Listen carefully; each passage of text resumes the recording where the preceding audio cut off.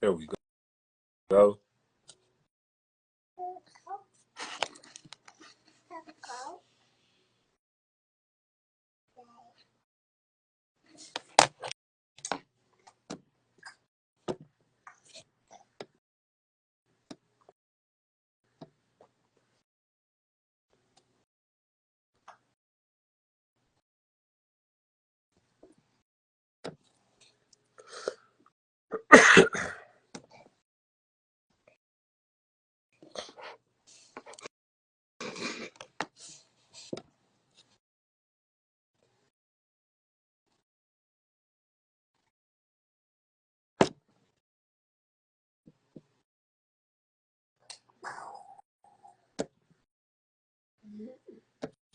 Uh,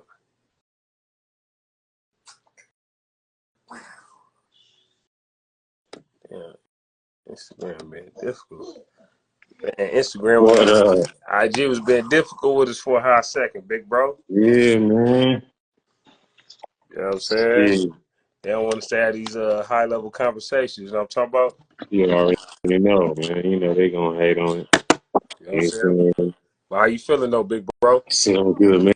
Man, he was just running around, man. I was out there, had them doing some work on my food truck out there. Had to do some quick plumbing work real quick, man. Right, We played some right. shit, and I was out there helping my son Yeah. move some shit to his new spot. So I was, running Man, around. that sound like a man that got responsibilities and you a damn business Hey, owner, man.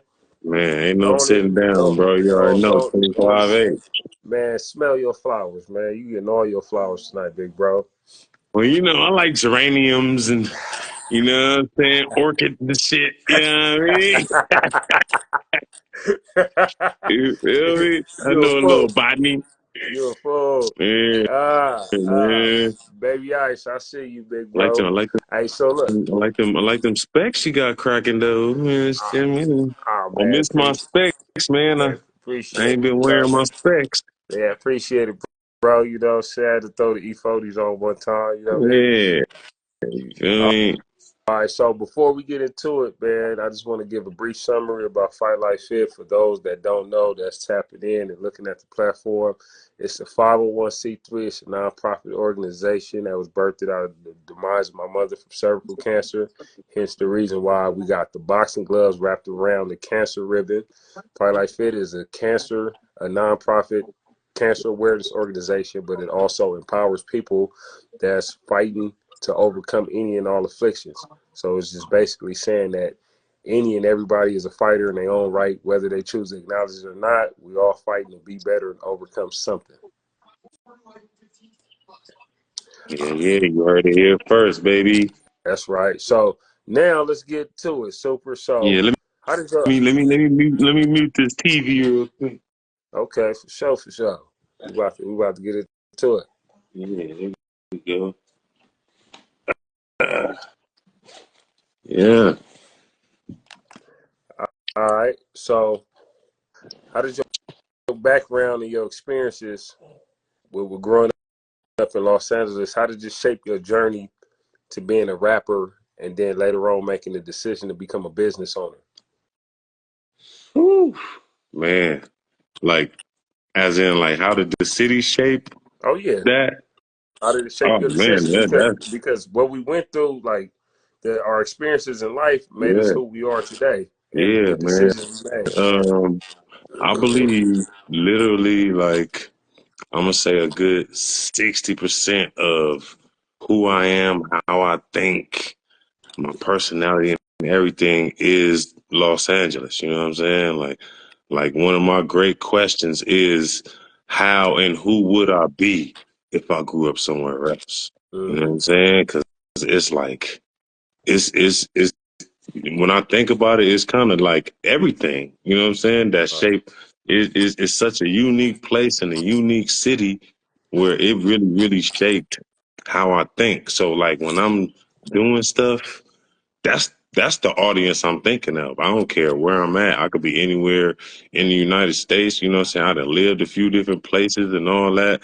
And when I'm doing anything, all I'm thinking about is what Los Angeles think. You know what I'm saying? So I would say that it pretty much shaped me, period, into what I'm doing. You know what I'm saying? And then seeing like how LA is and how we came up in LA, you know what I'm saying? Because everything in LA is a little bit street and it's a little bit political. You know what I'm saying? It's a little bit ignorant, it's a little bit conscious. You know what I'm saying? So it's like when I'm doing things, I'm doing stuff in representation of the city. That's how I look at it. You know what I'm saying? So whenever I'm like stepping into a new venture or I'm trying to step into a new lane, the city is always what I'm thinking about. So I would think like it pretty much shaped everything. Right. You know what I'm saying? Right. No, that's a big fact. So how do you balance being an entrepreneur with being a family man? Because I know you run your own business. And first of I all, try before you answer that question, what mm, inspired it? Also, I wanted to add that. to be in Yeah, business. the business that you're into, because I know you got a food truck, got the Purpose, restaurant. bro. You know what I'm saying? Purpose. That pretty much shaped anything that I do.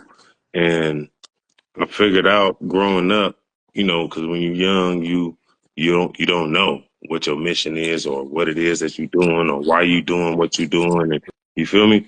And I Mm-hmm. figured out along the way that our purpose is the reason that we're here.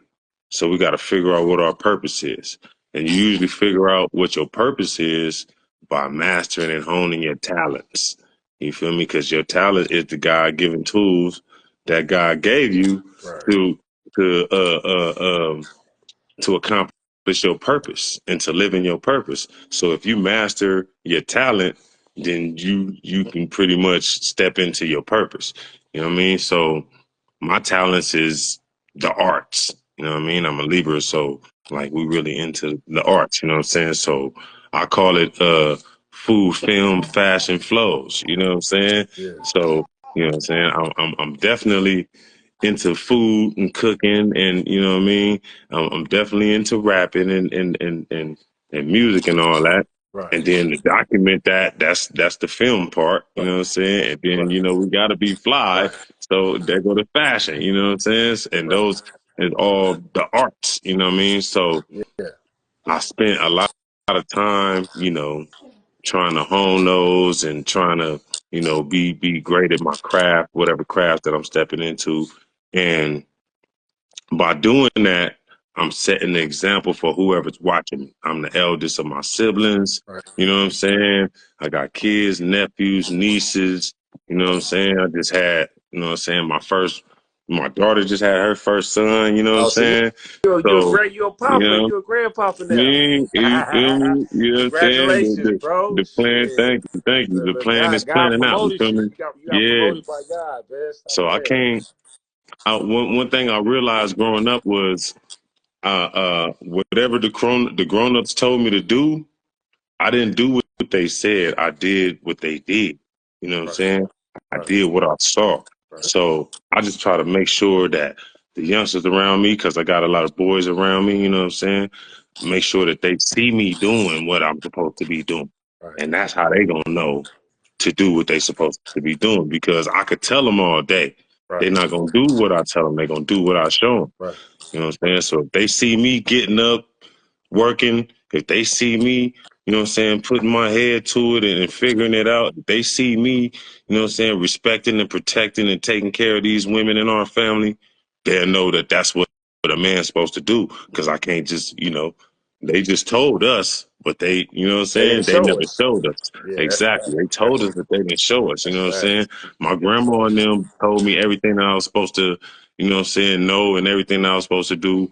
The men that was on the legal side of life Yeah, in my life told me what I was supposed to do, but I was just trying to get to the corner. right, right, I right, wanted to be like the niggas on the corner, you know what I'm right, saying? You know, 43rd, it wasn't no right, joke, you know what I'm saying? I'm trying to get down to that pool hall, right, you know what I'm saying? right. Trying to see what's So going I on. was Yeah, watching them. You know what I mean? So, you know, your ears kick in later on. It's kind of your brain kind of record everything that them elders was telling you, mm-hmm. but then you hear it later on. You know what I'm saying? Right. That's When you facts. you see an example of what they was telling you, and then next thing you know, you hear them in your head. So I just try to make sure that these boys around me and these girls see me doing what I'm supposed to do, because we all complain about, the state of our people, the state of black masculinity and black manhood and shit, man. We got to show. So that's pretty much the motivation for everything. You know what I'm saying? If I want them to be bosses and work for themselves, they got to see me work for myself. And be a You know what I boss, mean? They got to, like you said. yeah, And they got to see it. man, I say that all the time. Like, man, my children be watching me. Like, I'm so big on influences and what influenced them. And I know for a fact this is exactly what you said. You said it damn near verbatim. It's not what I'm saying. It's what they're seeing me do. Hmm. You know, you see me love your mama. You see me being protected. You see me opening and closing the door. And it's the example. You lead by example, man. Yeah, And that's a blessing. That's a blessing because we got to do better for the next generation. If our kids got to get yeah, out the mud, we fail, bro.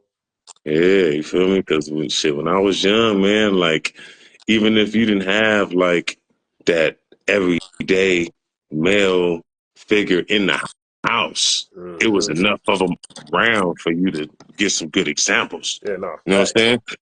That's You might not see your dad.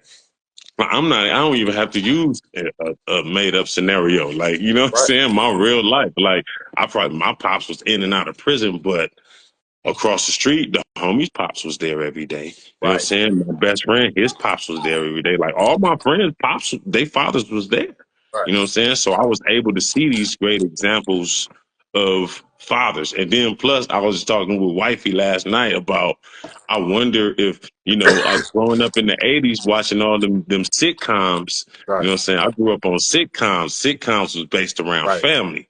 You know what I'm saying? And Facts, I facts. said to wifey last night, I was like, I wonder if that kind of shaped my idea of what family is supposed to be, because I'm adamant, serious about this family shit. Yeah, You know what yeah. I'm saying? And I Facts, just, facts, yeah, facts. we was watching Family Ties, and I was thinking about how much I used to love that show, and it came on right after the Cosby Show, and you know what I'm saying? And then I Yeah, thought about it, like, yeah, they really programmed us with some good family images in them sitcoms back then, and yeah, I wonder if that kind of shaped my, yeah. you know what I'm saying? Because that ain't what I was seeing at home.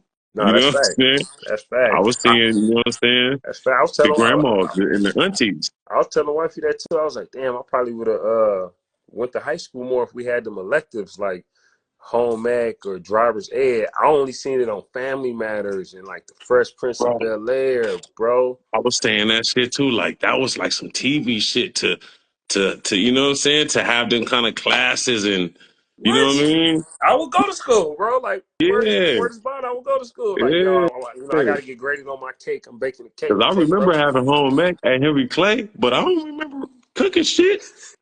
Because I remember I was hyped, like, oh, home ec. And the first thing came to my mind was TV. Like, oh shit, like on TV. You know what I'm saying? I'm like, oh shit. just like on And I TV. don't remember cooking a damn thing in that home ec class. But this is the crazy part. I'm gonna tell you the crazy part. I had home ec in school, in camp, in juvenile Yeah, hall, and we cooked up hella shit. and camp. And we did, man, in camp. We made one of our assignments was to write up a Yeah, cookbook. yeah. Come on, what was her name? Miss Alexandria, some Miss Alexander or something like that. Man, she was like this mean black lady, black teacher, but she fucked with me though. Right, You know right. what I'm saying? She fucked with me though. But yeah, that was about the, you know what I mean? I didn't get it in Oh, regular school, but I got it in the halls. oh my God, that's funny. So look. Now that I got you on the interview, I wanted to ask you on camera about growing up, right, and being a teenager at the time the LA riots jumped off. Cause I was a baby, bro. I had to be about maybe 4 or 5. I was so Bro, I small, bro. But you was a remember that teenager. when I say I remember that entire day, Yeah, I remember that entire day, bro. That day was, now look, the day started off with me being sneaky, right. right? I was going to Audubon. I'm in ninth grade. I just got kicked out of horse band already. And I'm going to Audubon. I've been in Audubon like probably 3 months. I'm about to get booted out of Audubon. I just came back off like a long suspension or something like that. And I ain't want to go through it at the house again. I'm getting kicked out of another school. I just got reinstated back into regular school. I just spent half of the 7th grade and the whole 8th grade in continuation. I just got reinstated and I just got the opportunity to go back to regular school, right? And I'm already on my second school and the semester ain't even over, bro. Like it ain't even the beginning of the year, like type, right? So making a long story short, I had the homie May 2, rest in peace, you know what I'm saying? I had the homie go check me out because he was 18 already, right? So Right. I had him go up to Audubon and check me out, right? Bam. Yeah.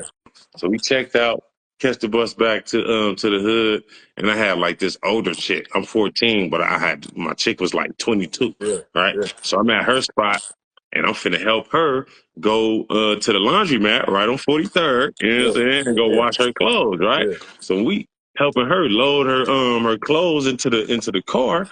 I see all the homies walking down the street like 200 deep. I'm like, whoa, what's? I'm looking like we're not going to the skating ring tonight. Like, what's going on? It's like a Wednesday or something, you know? Yeah. The homie, like from the corner, like he said it like like it's a party or something. He was like, "It's the riot." I'm like, "It's the riot." And like that didn't even make sense to me. Like you said it like this is the party, like a celebration. He was like, "It's the riot. We finna go lose." I'm like, here you go, baby girl, through the bag, and you know what I'm saying, through the Yeah. bag in the car, nigga, and jumped in the crowd with the homies. Yeah. So we went straight to bail cells. Bail cells wasn't happening. They was already locked down, nigga. They was already strapped up. Yeah. Yeah. Saying, It's like damn, so we what's hit. going? Yeah. Yeah, we hit the gas. We hit the Shell station. Bam, right at the Shell station. We hit Carl's Jr. Then we hit McDonald's. You know what I'm saying? We throw the whole King of Vermont up, right? Yeah. But so then we made our way back to Vernon to the Sunny because they had already locked the King up, Yeah. so we had to bypass that and we went to the Sunny. So then at the Sunny, while we was trying to get into the Sunny, that's when the homie had got popped. Somebody popped at the crowd. You know what I'm Yeah. saying? I'm standing right next to him. Like, remember them old bars that pull apart like that in the little diamond? Yeah. Yeah. We had got them up. We had bent them all the way up. It's like, it was probably like a couple hundred people out there, but probably like 20 or 30 dudes all grabbed them at the same time and bent the bars up, right? Yeah. So he's standing there holding the bars up so people could get in. And somebody start popping, bro. Like, we still don't know where the popping was coming from to this day. Like 30 years later, we still don't know where the popping was coming from. We heard the popping. I turned around. When I turned around, the first few hours it was like a strictly black thing. Like the next couple of days, it became a black and brown thing. But the first few hours in that first night, it was if you wasn't black, do not be out here, right? So when I turned around, it was some Mexicans in like a little little Datsun or something doing donuts, right? So I'm thinking they doing donuts and popping in the air, right? I'm automatically like, whatever, fuck y'all, right? Yeah. Bam. I turn around. When I turn around, the homie is laid out. Damn. I'm like, I couldn't believe it, bro. Like, I couldn't believe it. Like, this wasn't my first time seeing a dead body, but this was my first time seeing a dead body. You know what I'm saying? Like, I ain't been to funerals and shit. Right. But you feel what I'm saying? Like, this the homie that was just alive 10 seconds ago. Like, I turn around, I'm like I couldn't believe it, bro. Like, I remember specifically doing like this, bro. I swear to God. Like, probably like 6 inches from the homie head, doing like this. Yeah. I couldn't believe my eyes, bro. And this is our leader, like, you know what I'm saying? Like, this is like the leader of our crew, bro. I'm like, oh, I couldn't believe it, bro. I'm looking around, like I didn't know what else to do but to just say, like, oh, what the fuck? Like, you feel me? And then so we picked the homie up and we didn't know what to do. We was just carrying cuz. And then to this day, I can't remember this dude's name, cuz it was a nigga that used to be in the hood. He was from 9-0. He had a curl and his two front teeth was missing. I used to see cuz all the time, but he was way older than me, so I didn't really know him like that. But you Yeah. know, when you're in the hood, you know who people are, you know what I'm saying? That Mm-hmm. nigga pulled up in a van, like a van pulled up, the side door opened up, he jumped out, and he was like, "Oh, that's my little homie." Ooh, bam. He was like, "Put him in the van." We put him in the van. That nigga skirted off. So then when he skirted off, probably like 5 minutes later, we was like, "Man, the city is pretty much shut down. We don't know what the fuck, where the fuck he just took the homie at." Like we just realized, like we really don't know where What the he did? homie at now. What he did with him? Yeah, he just put him in the van. Yeah, He drove off. like because we start thinking about it, like the hospitals are shut down, the police is out everywhere, like they probably don't even make it to the fucking hospital. Like now we like fuck, we don't even know where we sent the homie. We don't even really know, cuz we just be seeing them around the hood. Like Yeah. we like, oh, we was sick, so we all sat on the corner right there by the cleaners and was like, man, fuck all this shit, bro. We ain't looting, my nigga. This shit ain't worth the homie. Like now we sitting there worried about the homie, right? And we standing on the corner, probably like 15, 20 deep. A smoker that I never seen in my life. And we know all the smokers in the hood. Yeah. Smoker I never seen in my life. Come through the crowd. I'm like at the back of the crowd. Come through the whole crowd, come straight to me and was like, "Youngster, they got the pawn shop open," and struck off. I was like, "Oh shit." I'm right behind her. The homies just like, "What the fuck you doing, nigga? I thought we wasn't looting." I turned around, was like, "Nigga, the pawn shop got guns, nigga." And nigga was gone. Nigga, and the whole crowd was behind me, like, "Oh, guns! Oh, yes!" Like, because we all sit here mad about the homie. We don't know who shot the homie. Like, you feel what I'm saying? Then we went to the motherfucking the pawn shop right there on 43rd, where we be at right now by Jerry's. Yeah. Bam. So we run up in there, boom, run up because I used to go in there every day. You know, we got a gang of pawn shops right there Yes. on Vernon, Vermont. Yes. I used to go in every Yeah. pawn shop after school and memorize all the guns. You know what I'm saying? Like Yeah. memorize. So I knew every gun that they had in the window in that pawn shop. Mm. I was on it. I used to look at this 4-barrel 357 every day. I used to look at that motherfucker like, I'm like, get that bitch. Like, you feel me? That's what's on my mind when I'm running in the pawn shop. I'm running the pawn shop. Of course, it's already busted open. They got the gate. I mean, the door busted open like from the bottom, where you gotta like lean in like that. You gotta like step in, right? Yeah. So I step in, bam. As soon as I step in, the first thing I see right there on the counter is a fat ass Tech 9. Grab that. I'll jump over the counter because you had to climb over the counter. They had like busted bulletproof glass out with sledgehammers, Yeah. right? Sledgehammer was still sitting right there. It was like a 6-pound sledge just sitting on the counter. Just, you know what I'm saying? So we climbed through there. I went back there. I got hella jewels, Yeah. hella Nintendo games, nigga. I got a Sega, the original OG Sega. This back when that shit was still new. You know what I'm saying? Like Yeah. Genesis probably had just came out. You know what I'm saying? Then I got what else? And I got a whole like little crate, nigga, Deuce Fives shit. I got like nigga, Deuce Fives, Deuces, bro. Nigga, I'm 14, I'm on. And I got a Deuce rifle, right? Yeah. Bam. And that was the first little jug. So then I run out, I run, we stashed that shit in the bushes by the cleaners. Man, I run back in there, turn over a desk, nigga. It was a K right there. This is 92. Ks was already illegal. Right. Right. You know what I'm saying? Yeah. I'm like, oh shit. I grabbed the K, bro. So remember I told you gotta like step down and come from up under the door because it's only the bottom half of the door missing. Bro, I'm coming out the door and I've stuck my arm out first with the K. Somebody snatched the K. What? I come from out the door, nigga, why the 5 deuces right there in a big black Benz with a big black pit bull, like, nigga, strapped up, like, nigga, I bounce out, nigga, I got my chest out. I'm like, ooh. Them niggas like, you'll be straight, little homie. You'll be all right, little homie. I was like, yeah, I will be all right. I'll be I went good. right back in the motherfucking pawn shop. Like, I will take my chances. I was like, oh, shit, these niggas shady, bro. It's supposed to be Black Day. You niggas out here robbing niggas. But yeah, man, that was the first night of that shit. That shit was crazy, bro. That shit was crazy. Nigga, why I run in the other pawn shop across the street, the one on Vernon on the southeast corner, Yeah, I know what you're going talking towards about. 45th, Yeah, I know what you're talking right on the other side, right. I go up in that one, bam.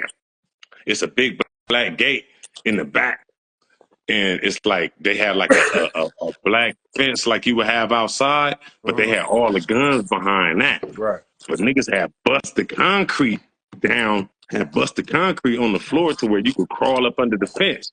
And it was two dudes on the other side of the fence just handing out blowers. All you had to do was stick your hand in the hole. They just hand you a blower, right? So I run to the hole. Bam. Nigga hand me a 20 gauge. Boom. I turn around. My mama standing right there, bro. What? Now I've been gone all since I left for school this morning. You know, she ain't seen me all day. It's like 8 o'clock, right? My grandma done sent her out there to find me. They at the house panicking the whole time since they been cracking. My grandma sent her out to find me. Nigga. So now, mind you, the homie dead. Well, we don't know if he dead yet, but you know, in our minds, we thinking the homie that got killed. We don't know where he at. I ain't did no crying or no type of emotional nothing this whole time. Soon as I see my mom, I was like, "Mama, Louis dead." This all time. And she was like, "I know, I heard." I said, "Well, you know what I'm on," and ran out the door, nigga, with the gauge, nigga. Hey, I didn't see look, the my mama whole until gas about station 4 o'clock going. that morning. On the real. So I was like, you know what's going on, so you know what I'm on. Like, yeah, I ran out the door with that blower. Nigga said to go figure out what we gonna do. You know what I'm saying? But yeah, it was crazy, bro. It was crazy, bro. And it was like, I just remember just constantly repeating, this shit is like a movie. This Right. shit is like a movie. I remember standing on 43rd and Menlo and just looking down towards Vermont, and everything was orange, nigga. The sky was orange. Everything was burning. It was just everything was orange, bro. And you walk to Vermont and you look down, either south or north, whichever way. Especially if you look south, everything was on fire. Everything was orange, bro. The whole sky. You know how like the lights look, them burnt orange lights that we Yep. got. The whole sky looked like that. That shit was Yeah. crazy, And crazy, this bro. was in 1992. Yeah, it was April 29th, 92, man. That Yeah. shit lasted for 4 days. I just remember having two of everything. Like when my mama was coming back to shit, I had two of everything. We had two What? Segas, two Nintendos. Come We had on. We had two of everything everything. we needed on Vernon. What? Good plan. What? What? We furnished everybody mama house. The Yeah. furniture store is right there where the car lot is right now. That empty space where the car lot is between the buildings. Yeah. That was a furniture store. Oh shit. Yeah, we furnished everybody mama house. Yeah, Every our shit household was nice. Every house that we used to hang at, you know, when you're a teenager, you hanging at everybody's house. Every house who mama was cool that we used to Yeah. got Yeah. couches, nigga got China sets, China cabinets, and all that old type of Yeah. shit. Yeah. Yeah. We Everybody's blessed, shit was man. We clutch. blessed everybody. We had stupid liquor. Damn. Niggas was running around with other people's clothes on because we hit the cleaners. We hit the cleaners, nigga. He said We we had hit the hella cleaners. alcohol though. Yeah, we had hella alcohol because you got to think about it. You got Boys Market right there. You Yeah. had Ralph's on the corner. You had Rite Aid right there. You know Yeah. what I'm saying? Like we had stupid liquor. Hey, was Quit Strictly's playing. around back then? Yeah, that was right after it turned to Rite Aid. Oh, okay. Okay. It was it Okay. it it, it turned to Rite Aid. I'm gonna say probably like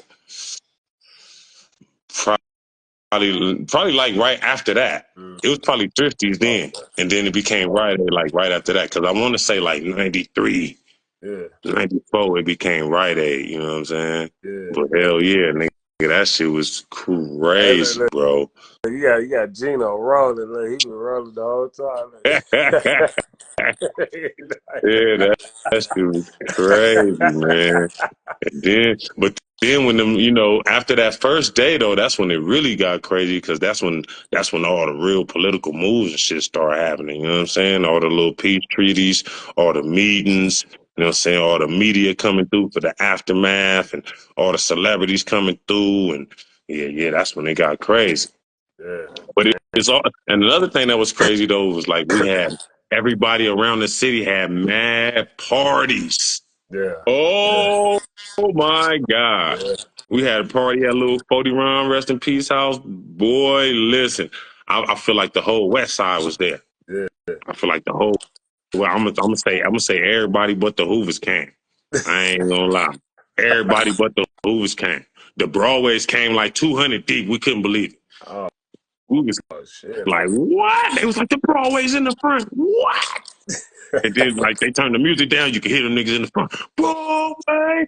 Yeah, everybody came out there. All the homies, all the 30s, all the tagger niggas that was there. Everybody came out and screaming they shit. You know what I'm saying? Like, that shit was crazy. Nigga, like, That shit was crazy. You had to be at least 1,000 niggas on that corner. yeah, and that's crazy because nobody live in a community like that no more, man. Yeah, It's man. to, it's totally different, like the gentrification, the junction, the whole 9 yards. Oh, yeah, So, man. so, so I'm gonna get to this other question with you because I don't So, want to get off topic. yeah. So, all right, so grew up in LA Mm-hmm. in the music.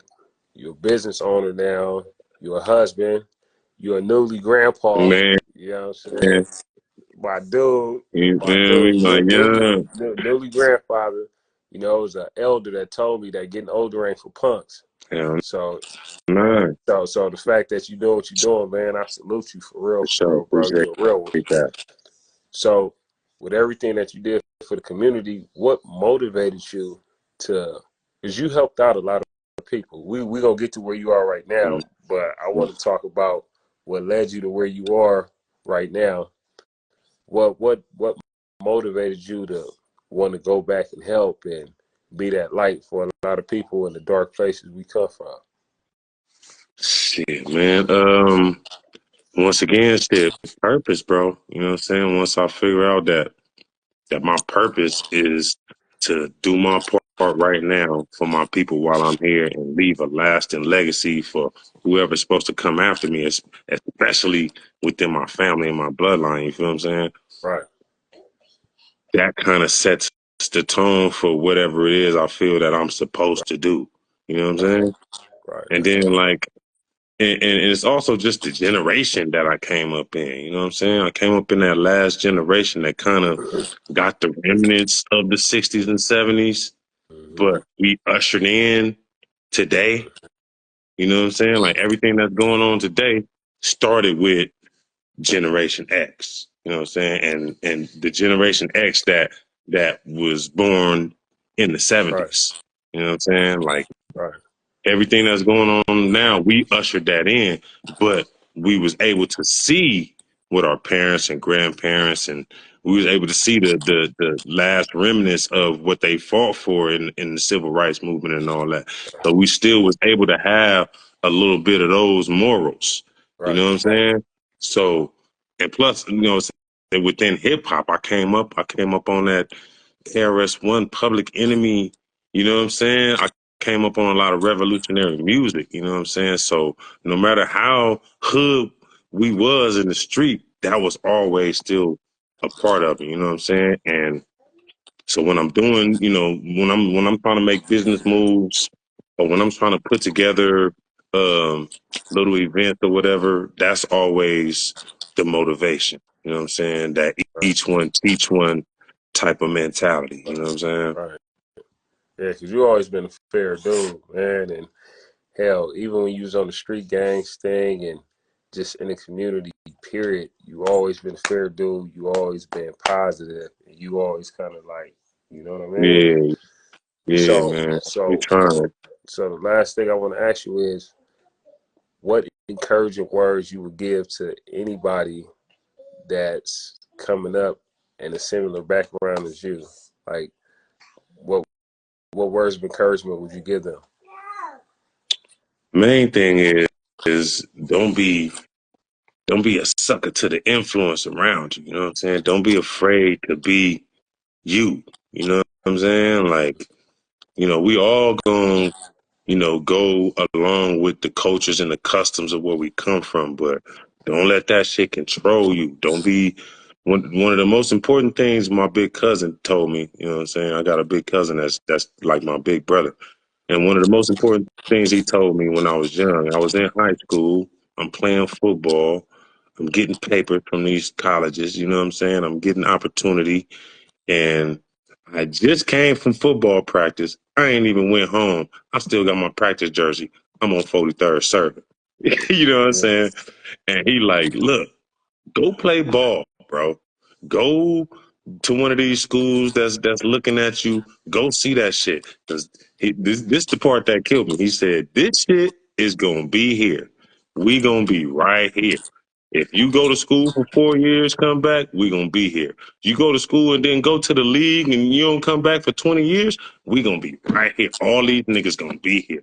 And I swear to God, when I pull up right now, Yeah. the Still right same niggas is there.